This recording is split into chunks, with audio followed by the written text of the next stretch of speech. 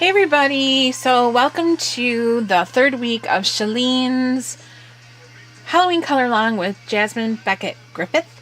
The first week Shelleen did her picture that she chose, which was Halloween Queen, and then last week Anne from A Colorful Life did Autumn, and then this week is my pick and I chose to do Voodoo in the Bayou, which I'm kind of freaking out about now. But because I'm like, the trees and the water and the sky, I don't know how I'm going to do, but we'll do our best. And then next week is Jessica Robertson's Halloween Cupcakes, and then I think Anne from A Colorful Life again will be at the very end over Halloween, and she will be doing Pumpkin King's Night Out, I think. So I did participate in the first week, which was Shelleen's picture. I didn't have time to do the autumn color last week, but I did do the Halloween Queen of Halloween, sorry. So for this, I used acrylic paint to completely get out the background because I wasn't crazy about filling in all the little haunted houses and bats and stuff like that. So I just went ahead and put acrylic paint down. And then I went ahead and I colored her in and the rest of the picture. And then I did polka dots of different colors. And I don't know if they're showing or not. I can zoom in. When I took the picture, it wasn't showing in. But I used the polka dots of pink and green and white. Orange. So, yeah. So that's what I did. Zoom out a little bit there. And I used Bic markets on her hair, and some of the pumpkins, the bone chair, and then I went back in with my Prismacolor pencils and kind of highlighted and did the rest, like with her skin and the dress and everything like that. And then I used gold or orange foil washi tape as my border. So I have it on, I don't know if it's too loud, we'll see how it goes. I have my television on the Halloween channel, Sounds of the Season. It's if you have Comcast, that's channel 441, and they're playing Halloween music 24 hours a day until November 2nd. So I like to listen to that a lot. I was really looking forward to it starting. So, and then also as a side note, I did try to film with the camera on to my left because of the way my hand is and my arm. It's hard for you guys to see what I'm coloring while I do it, but it just didn't work. I wasn't able to do it that way, the way I sit and the way with my arthritis I lean and everything. So it just didn't work this way. So we'll just have to bear with me. So I'm going to be using my Prismacolor pencils. I'm going to start with her skin. I wanted to do her some shades of green. So I have light green. I have white, of course, and then I have parrot green and peacock green. And so we're going to use those, and we're going to try to do her skin, and we'll see how that goes. And I thought today, because this is going to take me many installments because I color so slowly, and I wanted to talk about all kinds of like spooky fun Halloween type things, I thought this video I would talk about horror movies. So I'm going to take a drink because once I get started talking, I'll be so thirsty. So hold on while I do that.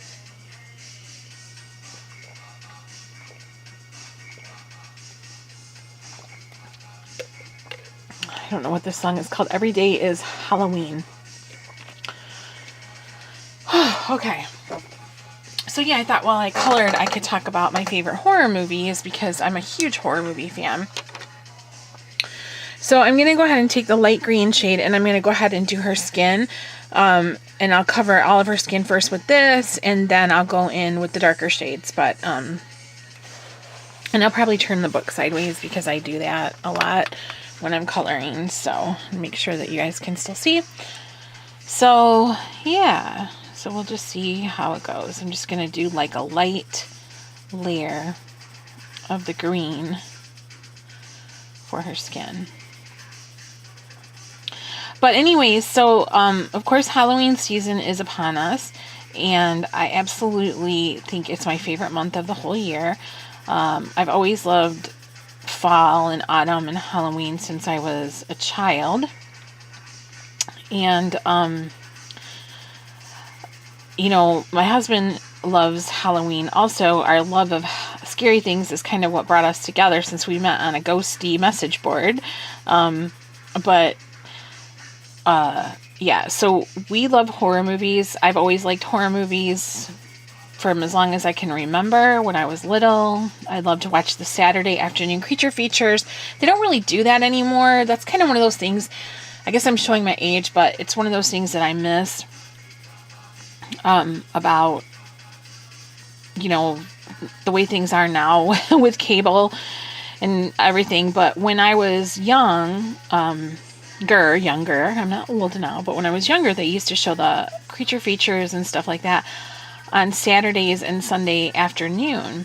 And my dad and I would watch them together.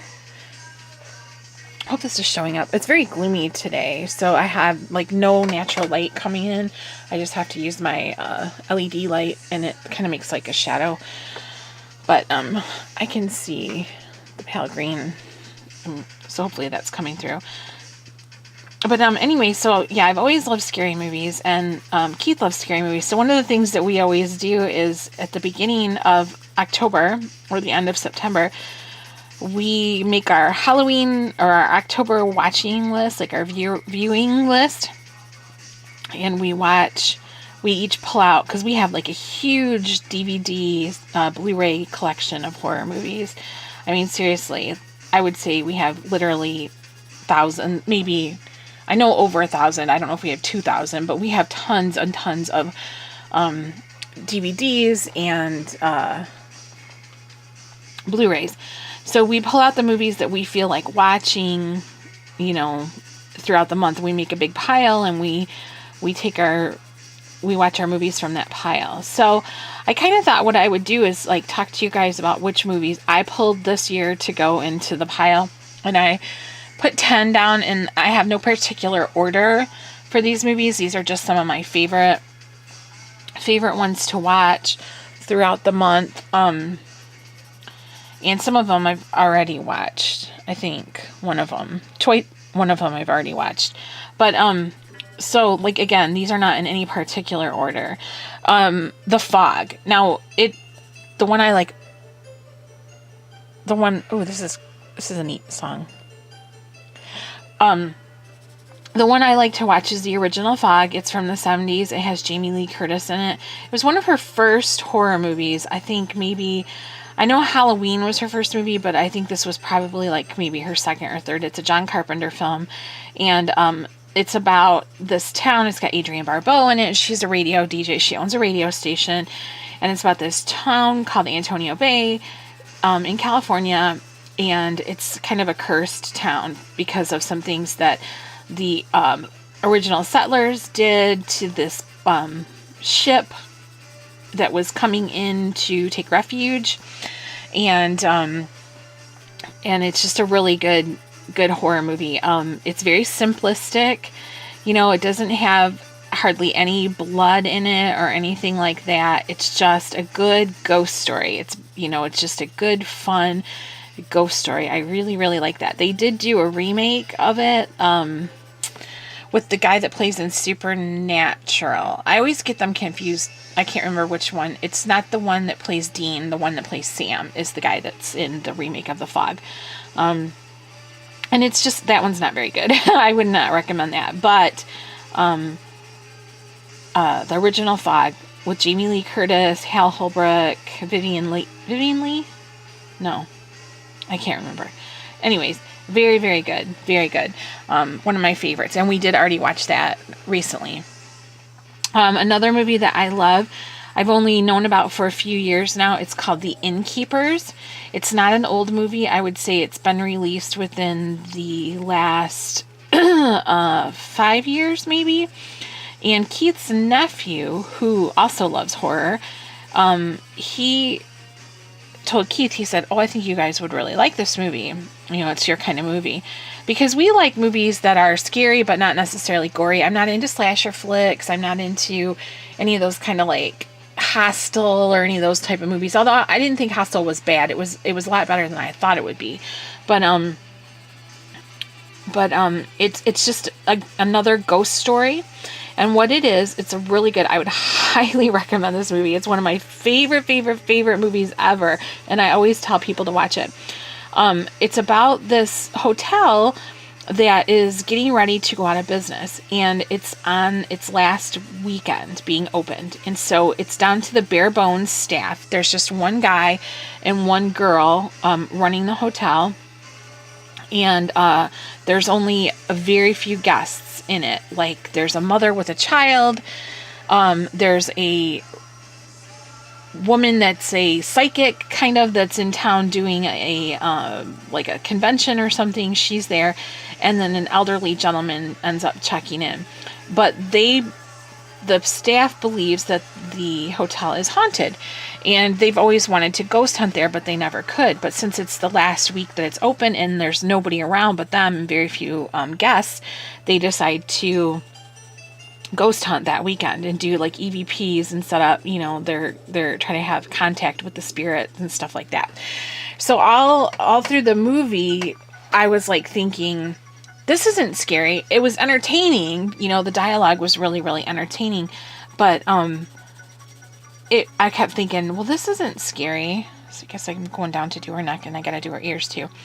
I kept thinking, this isn't scary. The dialogue between the two employees, which is a guy and a girl. I think I already said that. But it's really entertaining and very natural, the way they talk to each other. But you're entertained by it, but it's not scary, right? And then all of a sudden, I would say like maybe halfway, a little bit more than halfway through the movie, things just start to happen, like boom. And I was like, oh my gosh, this is one of the scariest movies I've ever seen. Oh, it's excellent, excellent, excellent. So I highly recommend it. It's called The Innkeepers. And it is just one of my favorite all-time horror movies. It's done so well, and it's so subtle. But when the horror comes, it comes out full force. And again, not bloody horror. There's nothing nasty about it. It doesn't have nudity and sex and all that. It's just a good ghost story. I'm going to darken this up a little bit up here. So, okay, let's see. I wrote these down so I wouldn't forget. Okay, the next one I was going to mention, and again, these are in no particular order, is the Dawn of the Dead remake. I love that one. It's got Ving Rhames and Sarah Polley in it. It is obviously a remake, and usually I like the originals better, but in this case, I love that movie. It is so fast-paced. It is a zombie movie. If you don't like zombie movies, you're not going to like this. It's very, the zombies are like super fast, and you're like, holy crow, I'd never be able to get away from these suckers, just really fast zombies, and it's got a lot of blood in it, but it's a good story. The characters are likable, and the ones that aren't likable, are still fun to hate. I really like that one. It's fast paced and a lot of fun, so we always watch that one, and that's one that I always will turn on if I'm flipping channels and I see that it's on sci-fi or something. I'll stop and I'll watch it, because pretty sure she's got bare arms. Yeah, hope so. Yeah, so that's one I will always watch if it's on. There's certain movies that how you do that. That's one of them. The Shining is another one. The original Shining, not the television miniseries, but the Stanley Kubrick version. Now, I'm a big Stephen King fan, and that's something I'll talk about on another day. And I know that Stephen King does not like that version of the movie. He feels like Stanley Kubrick ruined it. He hates it, but you know what? I love it. And I think that most of Stephen King adaptations are utter crap. And, I think this one is really good. It doesn't follow the book, too closely, but it's super good, and it's very effective, and it's very horrifying. I love it. In fact, we were at the grocery store yesterday, and they had some Halloween t-shirts on sale, and one of them was from The Shining, and Keith goes, oh, you gotta have this one, so he bought it for me. But yeah, so that's fun. So again, what I'm doing right here is just going through, and I'm coloring all of her skin with this light green shade. Light green, that's what it's called. And then I will go back and start shading in her skin and giving her some definition and stuff like that. So Okay, let's see. What else? I wrote down 10. Oh, the next one is The Birds. Alfred Hitchcock's The Birds. So I love The Birds movie. I love it. I love it. I love it. I don't really consider it too much of a horror movie, although, you know, that's what its genre it's listed under would be horror, but to me, it's not that scary. I just really love the movie. I love Tippi Hedren in it. I love the psychological dynamic between her and Mitch and Mitch's mother. If you've never seen it, it's really, really good. Obviously, I think everybody knows the premise, but Tippi Hedren is kind of this spoiled little rich girl, and she kind of is interested in this lawyer who is more down to earth, and he goes to visit his family on this island that is temporarily escaping me what the name of the town is. But anyways, and so she goes there to kind of make an impression on him and try to get to know him. And of course there's these birds, and something's got these birds agitated for whatever reason, and they start attacking the whole town and everything like that. So it's really, really good. But the dynamic between Tippi Hedren, her character Melanie, and and then the character of Mitch, and then Mitch's mother, because she's one of those mothers that's like really, really close to her son, kind of oddly close to her son, and you're like, this is a little strange, And then there's Suzanne Pleshette, who plays a girl named Annie, who was also interested in Mitch, and she kind of strikes up a friendship with Melanie. And she also has dealt with the dynamic of Mitch's mother being a little bit, weird or whatever. And so it's really, really good. I love that. And in fact, I went to see that movie at the Redford Theater in Detroit with Keith, and it was hosted by Tippi Hedren, and I had a Barbie doll from the Birds. They have a Barbie doll with all the birds stuck on it that's Tippi Hedren, and she autographed it for me. So that was really neat. I gotta move my laptop is in the way here. And I can push it up a little so I can push the book up so you can see me doing the legs here. So, yeah, so The Birds. Oh my gosh, I'm only on number 5. All right, moving on. Halloween 3, that's another one I put down. That's one of my favorites. Halloween 3 has nothing to do with Halloween 1 or Halloween 2. It does not have anything to do with Michael Myers whatsoever. But it is a good, fun movie, in my opinion, like one of those movies about you don't know who's in on it, who's the creepy people, who's the bad guy, and then it's kind of like a conspiracy, and it's about this doctor played by Tom Atkins, whom I have met at a horror convention, and I absolutely adore him. He was also in the original Fog movie, but he is a doctor, and he treated this patient, and the patient passed away, and he's kind of trying to get to the bottom of the situation. And then there's the town, he goes to the town where they're distributing and making those Halloween masks, Silver Shamrock, and they got all the kids, and that's where that little thing comes in, and I'm sure you've seen that. Like, 10 more days to Halloween, Halloween, Halloween, 10 more days to Halloween, Silver Shamrock. Every year my sister puts it on my Facebook, and I can't get it out of my head. Dunk, dunk, dunk, dunk, dunk, dunk, dunk. It's so funny. But, yeah, and I that's a good movie. Actually, I read that book. It was a book, too. I can remember reading it when I was, like, a teenager. I read it. So...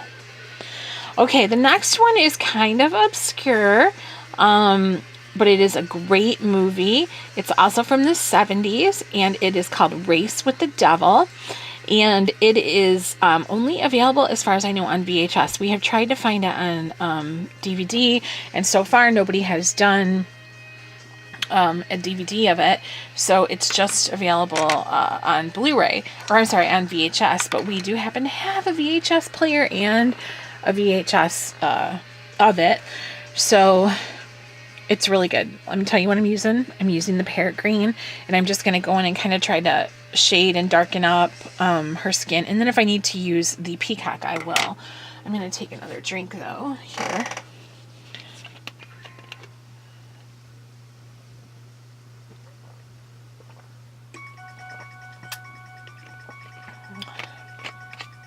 What do we have here? The Halloween theme song. Yep. Halloween main theme from John Carpenter. We watched Halloween 1 and 2 the other night. Okay, so like I said, I'm going to go in with my parrot green and just kind of give her some shading around the face and that. But, okay, so I was talking about Race with the Devil. It's about these two couples that go, make sure you can see this good. Trying to... Two couples that go, camping together. They get an RV and they go camping.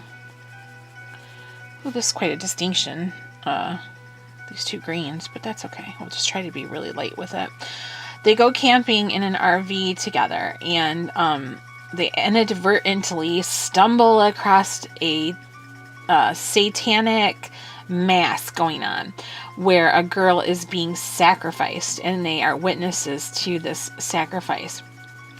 So they try to contact the police, and these devil worshippers start chasing them across country, and they have this RV, that they're traveling in, and they're on the run in this RV, and they start to become paranoid, realizing that the devil worship cult is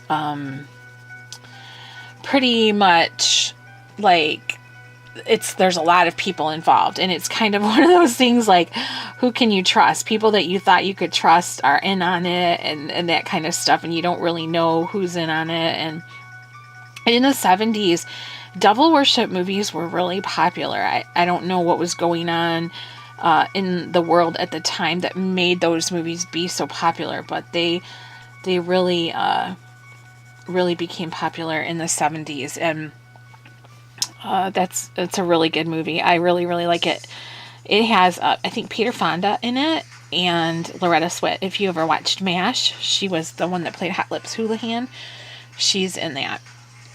And then carrying on with the older movies, is the next one I was going to suggest is Rosemary's Baby. That's another one of my favorites. Now, Rosemary's Baby is a slow horror movie. It's really, really slow, but it's good, and it's kind of one of those things like you don't know who's in on it, who can you trust, that kind of thing. But it's about a young woman and her husband that move into a building in New York City, and just things are odd there and off, and she becomes pregnant, and it's apparent that her pregnancy is not normal.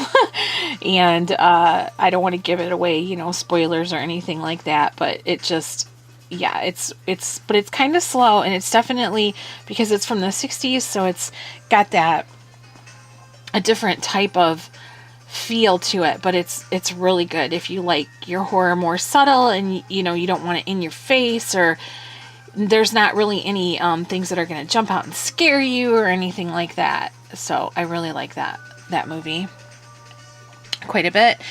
Then Fright Night, that's from the 80s. I like the original Fright Night. It has Roddy McDowall in it, but I also like the remake with Colin Farrell. That's really good too. I think they're both equally good, and I would suggest both of them.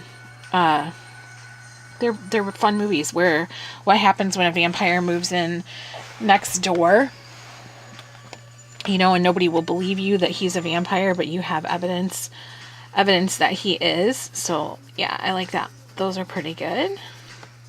And now I'm kind of liking that green. At first I thought the darker green. At first I thought the contrast was going to be too much, but now I like it. And then lastly, I was going to say any Horror Hammer. I love those movies. Horror Hammer is a film studio that was actually they have started filming again, but they are in England, and they're pretty famous, like having Christopher Lee, and he played a lot of their vampires and different characters in those movies. But they're like those old British horror movies that you've probably seen, where the ladies wear low-cut dresses, and their bosoms are heaving, and the blood is super bright red, like really, really, really bright red blood, and kind of like a lot of sexual overtones to them, but nothing too blatant or anything like that. I really, really love those movies. I love the costumes. I love the way that the ladies, I love the way that they look. I love the glamour of it. And what's interesting about that is, I got 20, okay, I'm at 25. What's interesting about that to me anyways, is I went to a convention where I have a book called Hammer Glamour, and it has all the ladies that were in the Hammer horror movies. Oh, I got that too dark. All the ladies that were in the Hammer horror movies. And I took it to this convention because 3 of those ladies were going to be at the convention. So I took it so that they could sign it for me, autograph it, and they actually spoke on a panel, and they talked about, you know, their experiences working with, I'm going to go back in with this lighter green and blend that spot out if I can a little. So they were talking about, you know, their experiences working with different actors, with Christopher Lee, with different directors, and the studio, and what it was like. And I just really, really loved that whole age of horror where it was glamorous. You know, horror is not glamorous anymore.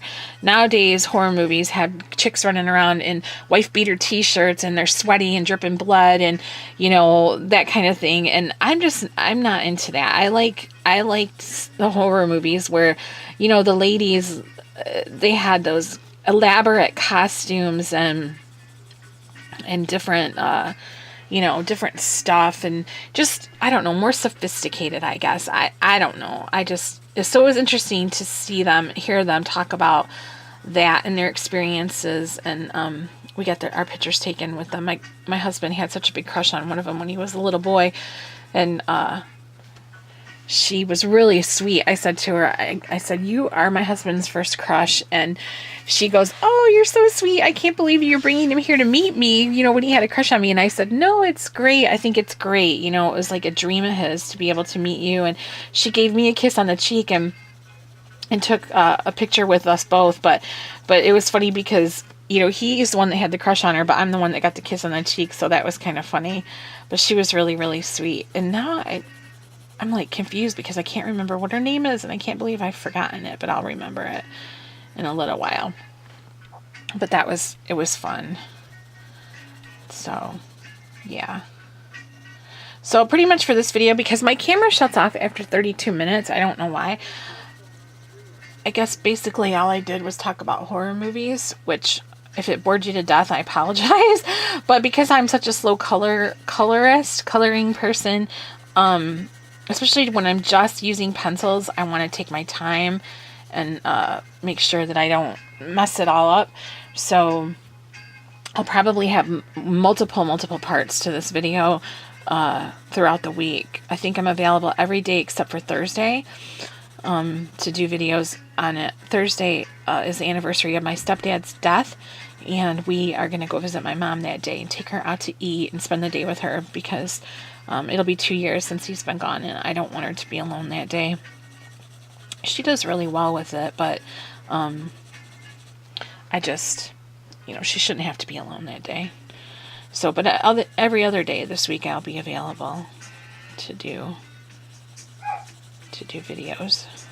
So, well, other than this little dark spot right here, I'm pretty pleased with the way her face is coming out.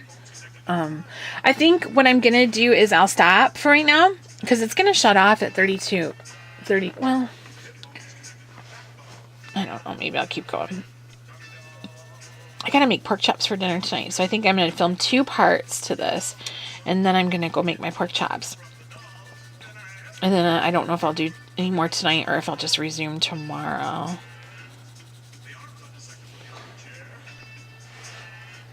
I'm going to blend some white out on there too, but I'll do that. I'll do that on camera. I'm going to try not to color any of this off camera. You guys will probably be so bored stiff of me in this video, this page, by the time it's all done and over with. Okay, well, we're at 29, so I've sort of got her face done and the base of the rest of her skin done. But I will stop for now, and I'll pick up in a minute because it's going to, like I said, shut off anyways. So I will see you guys in part 2.